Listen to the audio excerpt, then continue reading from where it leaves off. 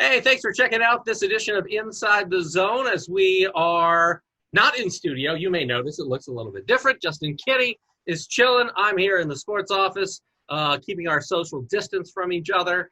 And you know what? South Adams kept their social distance from the defense of LCC last week. A pretty impressive win. We've got two teams going to state. We're going to start off in 1A.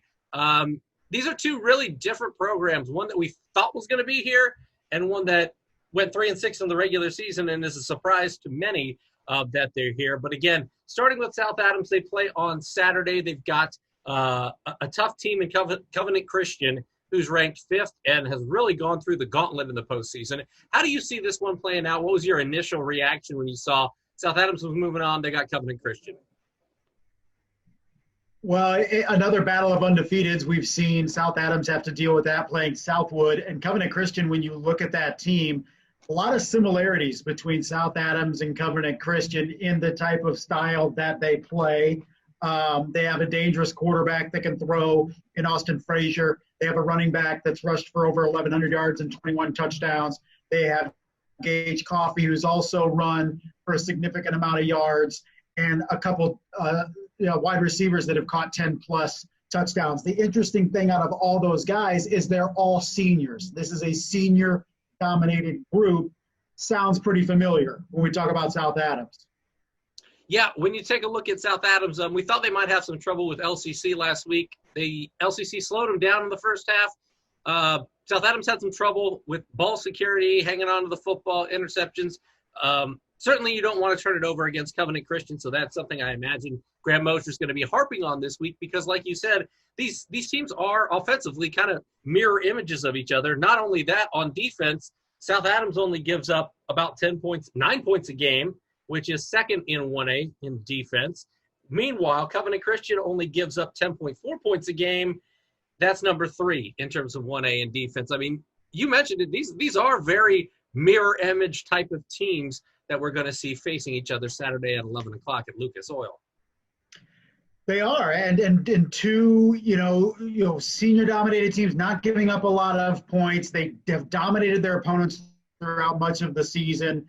Covenant Christian, of course, knocking off Lutheran, who was the number 1 team in 1A earlier this season before South Adams ascended to number 1. So this is a challenging game. I think a lot of us thought, okay, the winner of last week's game was in good shape to win the 1A state championship. But Covenant Christian is loaded offensively. They're very stingy defensively. And it's a group that I feel is on par with South Adams in a lot of ways. So anybody thinking, beat LCC, you win the title, I think that's far from the truth because this is a challenge for South Adams coming up on Saturday morning. Yeah, the thing that gave me pause is I saw after the game that they were playing Covenant Christian, and then I was like, okay, I like South Adams a lot in that matchup. But then once you take a deeper dive into it, that Indy Lutheran game in the sectional championship game, which was at Indianapolis Lutheran, that's the one that sticks out to me along this gauntlet really that Covenant Christians had to go through because they played South Putnam the next week, and then they played another West Washington, a good West Washington squad last week. But the Indianapolis Lutheran, I think when we saw the brackets come out at the beginning of the season, most people predicted South Adams coming from the north, Indianapolis Lutheran coming from the south. To beat them in the playoffs for a sectional title at their place, 42-30, I think it was 46-38.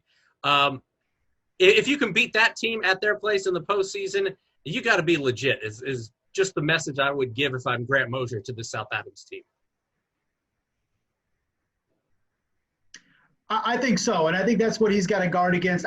I don't think South Adams necessarily looking past Covenant Christian, but, there could be murmurs throughout Boone from adults saying, you pummeled LCC. You're the first team in 11 years outside of Pioneer to beat the Knights, and in the way that you did it was beyond everyone's expectations. So there could be some complacency, and there could be some unfamiliarity this week, too, with the schedule, too. So maybe a little bit discombobulated going into Saturday morning. But I think the focus needs to be South Adams cannot get off to a slow start against Covenant Christian. We saw them do that, Glenn, as you said last Friday. Some missed opportunities, some dropped balls, some overthrown balls, some mistakes defensively, and they were able to recover. But I don't know if you can do that against Covenant Christian. And to be honest, this could be the most exciting game of the weekend in terms of offense. If both of these teams are scoring on each other, we could have a similar score to what you mentioned with Covenant Christian and Indianapolis Lutheran. Well, I have a question for you. I saw the Herald's prediction, John Herald's website prediction, and it had Covenant Christian winning 35-31. Are you surprised at that? Because my initial reaction is it may be a close game. It may be a 1-2 score game, but I would have given South Adams the edge. Are you surprised that? And I know there's no bias in there. It's just all by the numbers, Sagarin ratings. I mean, it's clearly analytically driven, not emotionally driven. Are you surprised that they would go in as a favorite against South Adams based on that prediction? Well, these are the top two teams in Class 1A per the Sagarin ratings, which is what John Harrell uses. And I think it was really boosted by that win by Covenant Christian over Indianapolis Lutheran. You could say the same thing maybe about South Adams over Southwood, but I think you could argue that Covenant Christian played the more difficult schedule, barely a little bit, and I think that gives Covenant Christian the edge in this one. But this close, 35-31, I really see it as a toss-up game. And I feel like it's difficult to pick against the Starfires right now. But this is going to be a tremendous challenge. And I think maybe the onus goes on that defense to make some plays. I think this game is won based on which defense gets more stops, some key turnovers, hands their offense some short fields. I think that's where this game is decided.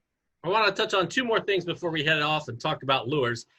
Number one, how much confidence does this South Adams team have knowing that they can play, I think they would say, and it was partly because of the opponent, I'm sure, but one of their worst halves of football in semi-state last week in the first half, and yet still beat a team as soundly as they did in LCC.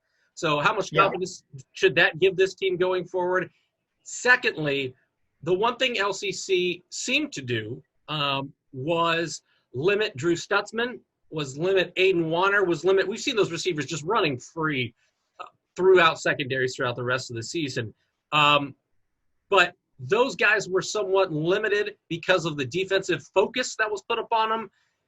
And South Adams was still able to adjust. Trey Schock, Christian Somerset, Nick Miller pounded one into the goal line. They took away two of their main options, and yet South Adams still found a way to put up as many points as they did, 42 points. And that's the difficulty in facing South Adams is you take away options A, B, C, and they have D, E, F to use. So the problem with taking away some of those guys is, Trey Schock had another big game. We saw that happen on both sides of the football at Southwood. Christian Somerset was able to run up the middle at will in that third quarter and really tear up that LCC defense that had spread out to take away some of those deep balls. And then you mentioned Nick Miller and even James Arnold, who has the potential to scramble and pick up some yards too. We've seen that over the last couple of weeks. So that's the danger in facing South Adams is you have to defend so many different players on the field. And it's a confident group in that, yes, if they get off to a slow start, they know they're going to break out at some point. And as Coach Mosier described them, they're lightning in a bottle offensively. Eventually, they're going to score. And then when that happens, it tends to snowball. And that's what we saw in the third quarter, from a 14-3 game at halftime to a blowout and a running clock by the end of the third. And that's what teams have to guard against in terms of having a letdown, a play here, a play there. That's what kills you when you play South Adams. But I see that similar trait being an aspect of Covenant Christian going into this game. All right, let's move on to 2A, where on Friday at 11 o'clock, we've got Bishop Luers going down to face a Western Boone program that really has seen no equal in 2A over the last handful of years. When you take a look at this game, what concerns you the most for Bishop Luers? Because in the past couple of years, Western Boone has played Eastbrook. Eastbrook hasn't seen a lot of teams that can throw with the proficiency that Western Boone has, nor have they seen a lot of teams that can stop the run game defensively and make you pass like Western Boone was able to do against Eastbrook in the state title games. We know Luers is more versatile, but how do you see this one playing out given what we've seen historically from Western Boone in the last two state championship runs for them? Well, that's the big thing in this one, Glenn, that we look at is see Western Boone back for the third straight year in the state championship game, going for their third consecutive state championship. We talk so much about Luers being that team with the experience, but they're in an unfamiliar position. First time in 8 years that they've been playing down in Indianapolis over Thanksgiving weekend. So they're the team that's inexperienced.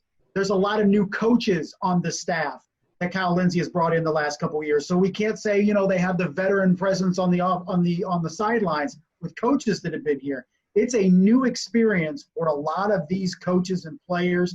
For Bishop Luers, they're going to have a difficulty kind of getting used to the environment, getting used to the atmosphere, whereas Weibo comes in and we say, same old, third year in a row.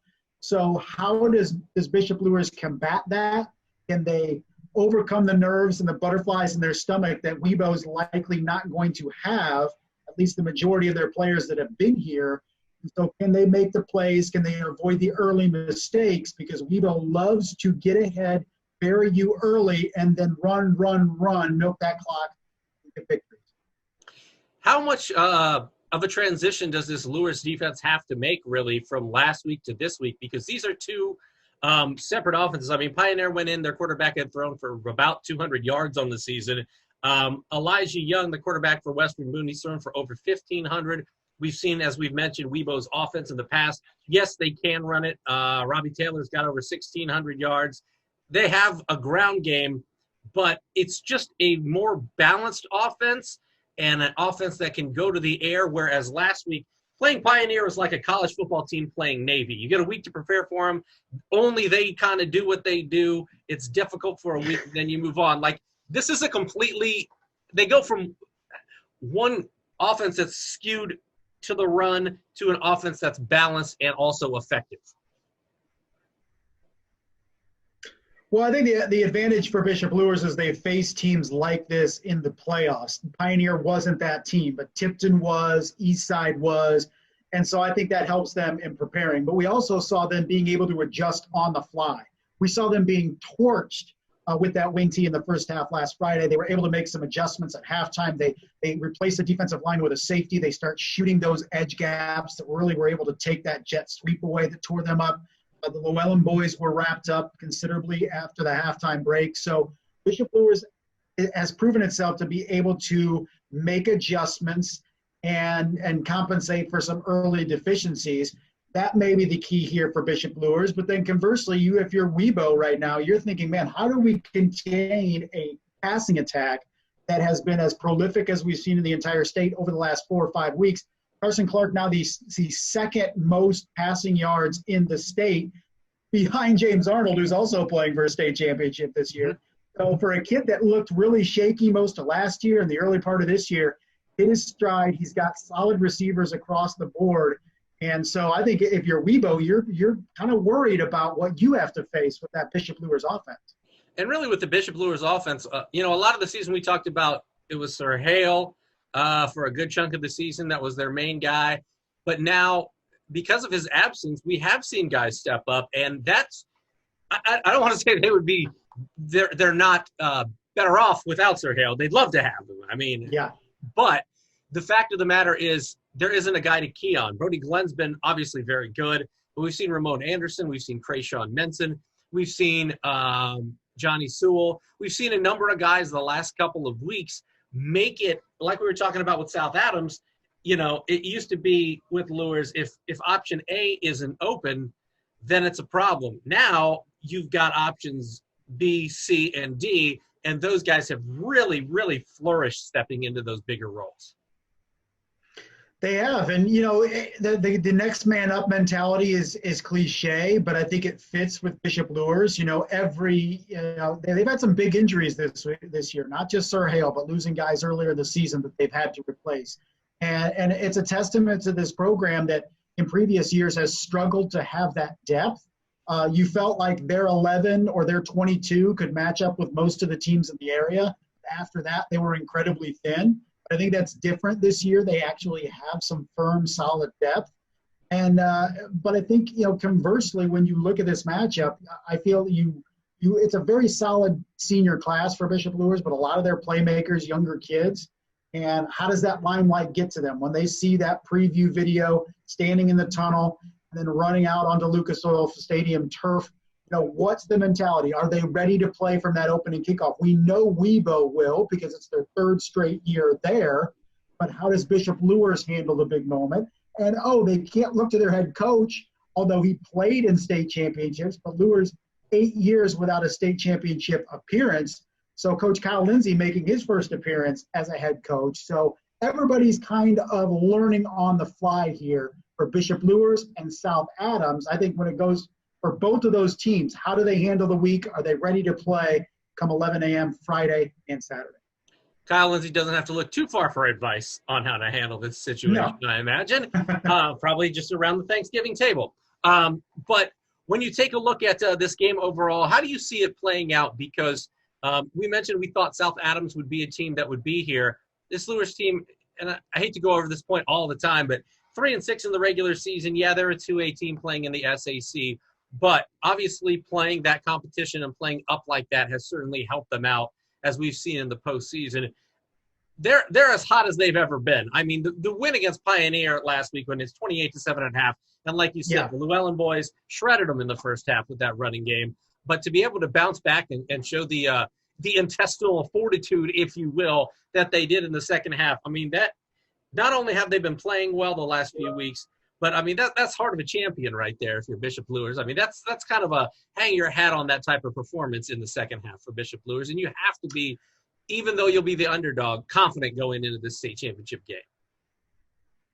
And they're really approaching it as unfinished business, too. Bishop Luers is not satisfied with just getting to another state championship, leading the state in appearances at state. They also have a bit of a safety. The last 7 times that Bishop Luers has advanced to the state championship game, they've won a state champion. And that's no joke. 7 straight is pretty crazy. The last time they went and lost was the year 2000. So this group feels like it has one more win to accomplish before they can truly say mission accomplished.